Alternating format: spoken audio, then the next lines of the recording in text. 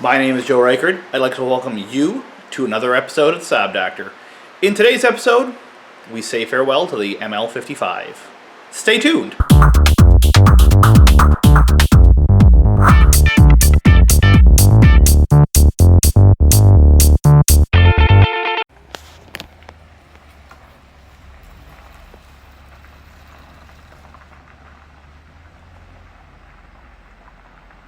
I'm gonna miss that. That ML was awesome.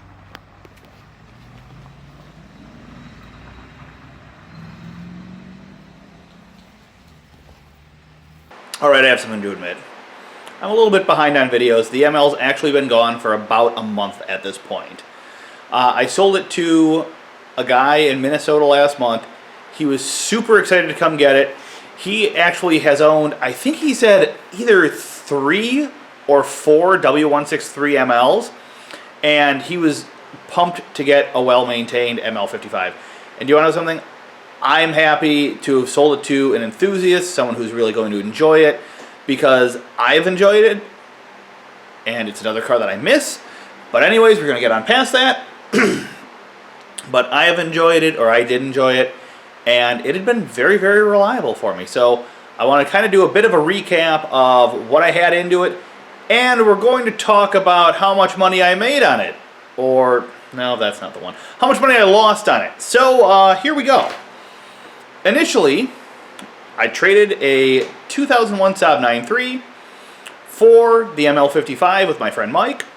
We valued the trade at $3,000, so that's $3 grand. I paid $1,229.21 for suspension, $710.48 for tires, $90 in miscellaneous stuff. That was like hood struts, pulleys and whatnot, that kind of stuff, that, you know, the stuff you just kind of make sure to change out to make things better. $831.73 in brakes. And that was the first round of things that I did in 2017 when I bought it. This past winter, as you saw on the channel, we replaced the N19 module to try and get the heat to work. That was $45. When that didn't work, I attempted to replace the thermostat. That then ended up with me replacing the radiator hoses and thermostat for $194.35.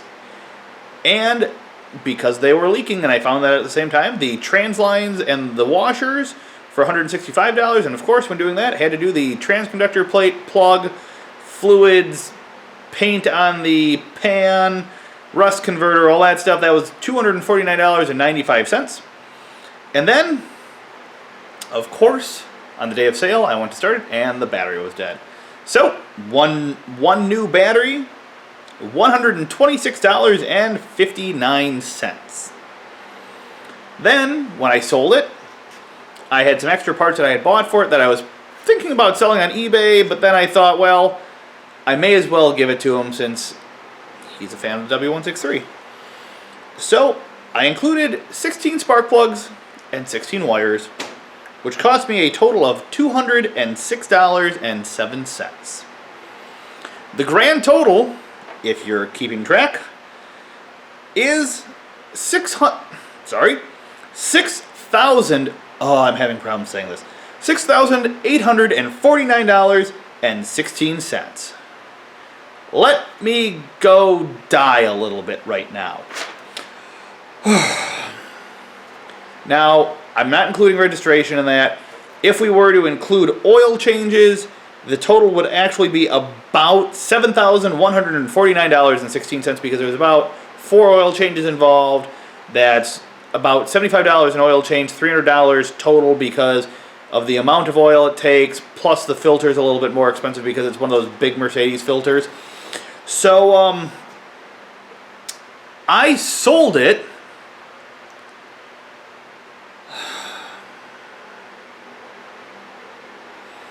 So, I sold it for $3,000. That means I lost $3,849.16 on it.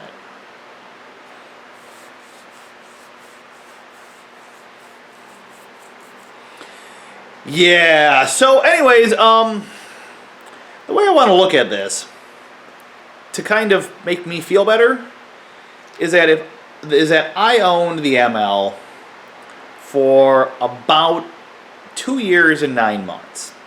He came and picked it up near the end of September, I think. Yeah, it was near the end of September. So I owned it for 2 years and 9 months. I put approximately 20,000 miles on it.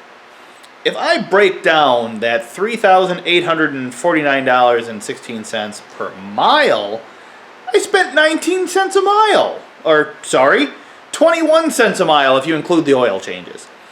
I'd say that's not really terrible, especially if I compare it to some other vehicles I've owned in the past, like my 2011 Jeep Grand Cherokee that I bought in February of 2014.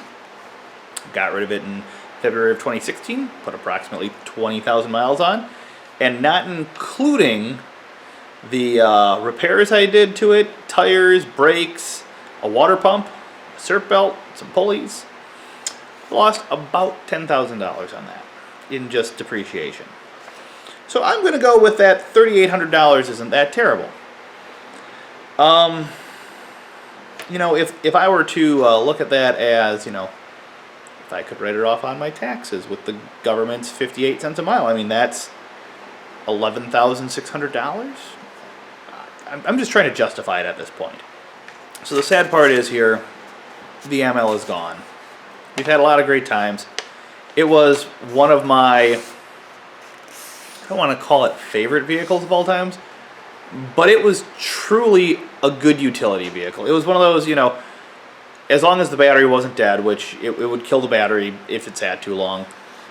It was one of those cars that you could put the key in, turn it, go tow a trailer, go camping with my old camper. It wouldn't be able to tow the new one.